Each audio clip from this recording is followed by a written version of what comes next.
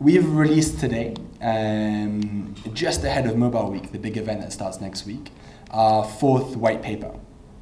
Each year, we have a look at Jumia's data. We'll have a look at what we see as industry trends from our own data, and we have a look at external publications to see what's going on in the wider market. And we pull together our the key insights that we see, and we try and reflect on how's Jumia contributing to the development of this really, really important industry.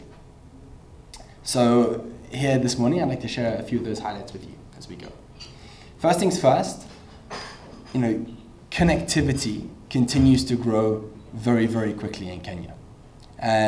We have recently crossed the 90% penetration mark for internet access in Kenya, with 43 million customers or Kenyans having access to the internet. That is really significant growth. If you look just 2 years ago, there are 35% more connected Kenyans today than there were just 2 years ago, which is rapid growth. If you look back to the beginning of the century, to the year 2000, it's grown over 10x, which is phenomenal. And if you ask, what's the main reason for that? What's the main driver of that? The smartphone is the main driver of that, in particular for Kenya. Why do I say that? I say that because Kenya is the most mobile-first country in the world. And this is a change. Last year, this was not the case. Kenya has the highest share of internet traffic coming from mobile devices than any other country in the world, recently overtaking Nigeria. What does that mean? It means that more Kenyans are connecting to the internet through the smartphone than they are from desktop internet, so from their laptops or desktops. And it shows the importance of the smartphone in giving people access to the internet. Without the smartphone, 83% of the population would not be accessing the internet, or the vast majority of them would not be accessing the internet. And if you look at this little number down here, you can see that in the last year, the desktop share has dropped to 7%, which is a 22% drop in relative share. So a huge drop in share from close to 30% down to 7% over the last year. So smartphones winning, internet through smartphones and mobile devices winning, desktops losing. And that's a trend that we see on Jumia as well. So the smartphone is really king in Kenya, and Kenya is the most mobile-first country in the world, as of very recently. We see this on Jumia as well. It's been the case for a number of years that our share of traffic in Kenya was higher on mobile. So if you sum up what we see from mobile and from the tablet share, which together equal roughly 2/3 of our traffic, 2/3 of our traffic is coming from mobile devices on Jumia. But what was historically happening is that a larger share of our orders were still coming from desktops. Why? Because customers like to browse on their mobile devices, but then go back to their laptop or to their desktop at work, for example, or at home, look in more detail, and then order there. That's a phenomenon that we see across the world. But for the first time ever this year, more than 50% of transactions now come from mobile as well, which shows that, just reinforces the trend that we see elsewhere, i.e. Kenya is getting more and more mobile first. And to win in that environment, you as a company, or we as a company, need to be mobile first in our thinking. It means we need to have, mobile web optimized websites, which are fast and light and cheap for people to browse. It means we need to have effective applications so that people on smartphones can browse our websites and access our services through the application. And we see a significant growth in that area as well. That's where we're spending a lot of our time and attention. And actually, as a consumer, bearing in mind it's Consumer Rights Day today, as a consumer, I highly encourage you to download our app, because we're going to be doing more and more exclusive offers, vouchers, etc. for our customers that are using our application. So Jumia is truly mobile first now, both in terms of browsing and in terms of orders for the first time in Kenya.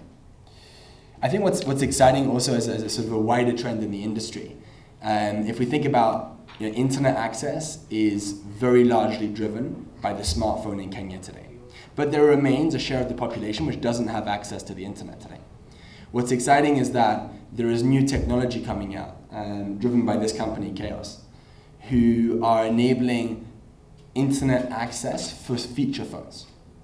So this is recently launched. This was launched by a company last year in the US, and it already has tens of millions of users across the world.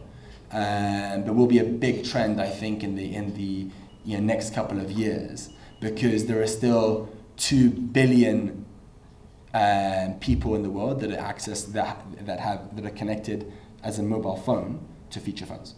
So there are 500 million feature phones sold across the world every year, and there are about 2 billion consumers using feature phones.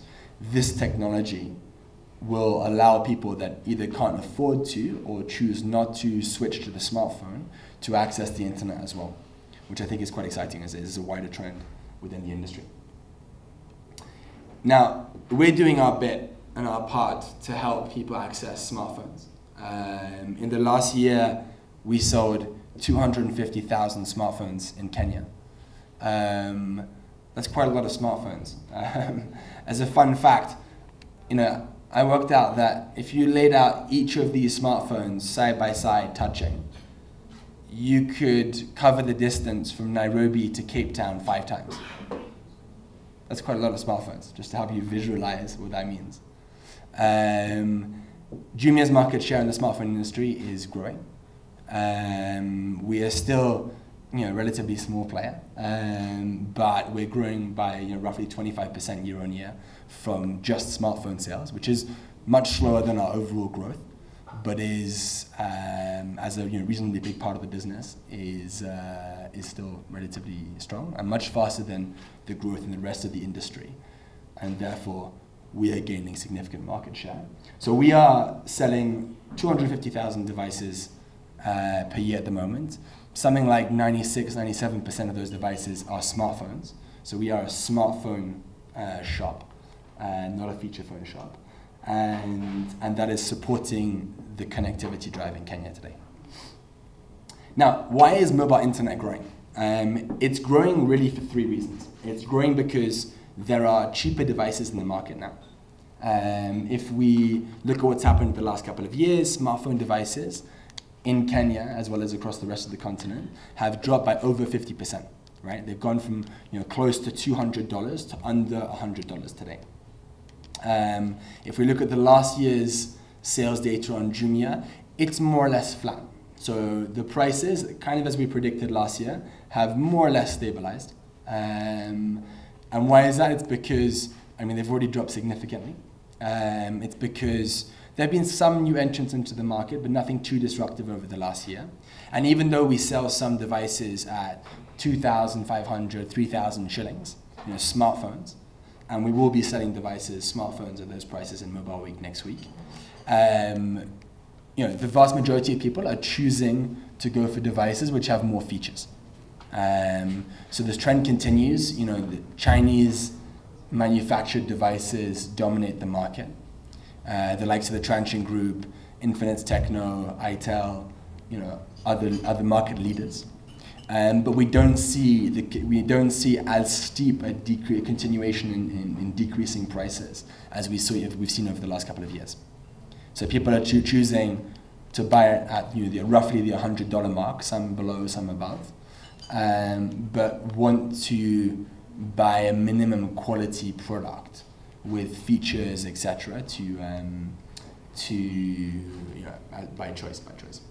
I think what's interesting is that there are new entrants into the market. There are players that have been here for a few years that are getting more aggressive, the likes of Pharaoh.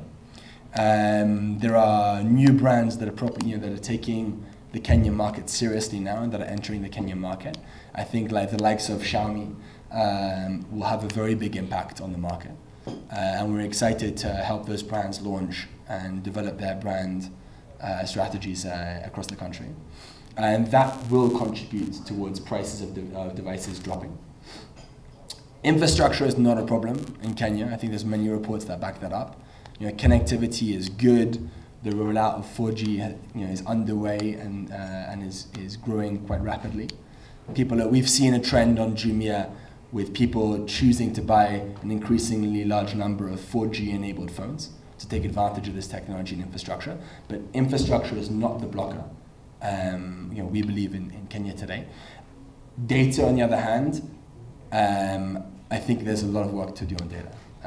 I'll cover this in a bit more detail in a second. But if we look ahead, if we look at the gains that have been made in recent years in connectivity, and if we look at what's going to happen as we look ahead in the next couple of years, our belief is that devices will continue to get moderately cheaper. There will be quality products that are coming out to compete with the existing players around the $100 mark that will drive down prices moderately, but not significantly. And there will be some cheaper smartphones around the $30 mark, the 3,000 shilling mark, that will be coming into the market. So we expect prices to decrease moderately. Infrastructure, as I said, is not a problem. People are talking about 5G rollouts, etc. I don't think it's going to be a problem. I think our main challenge in Kenya for the continued adoption and accessibility of the internet is going to be the price of data. I shared these numbers last year. These are a little bit old now, maybe a year old, but this definitely still holds true. Kenya is lagging its neighbors in the price of data. If we look at the price of data in Kenya, so this is the average cost of 1 gigabyte of data from top-ups or bundled top-ups, you're looking at almost twice the price difference between Kenya and Tanzania. So Tanzanians have access to data and mobile internet at half the price as people do in Kenya. That's pretty significant. And why is that a problem? It's a problem because even though we can put a smartphone device into every Kenyan's hands, if it's too expensive to surf, you don't surf, do you, right? You don't access the internet on a regular basis, and therefore you don't benefit from the information that you access through the internet, the services that you access through the internet on a regular basis, and therefore people are robbed from the benefits of what the internet can bring. So not only do we have to get cheap devices into people's hands, so people can access the internet through their mobile, through their smartphones, but the cost of browsing has got to be affordable so that people can use it. The good news is that competition is heating up.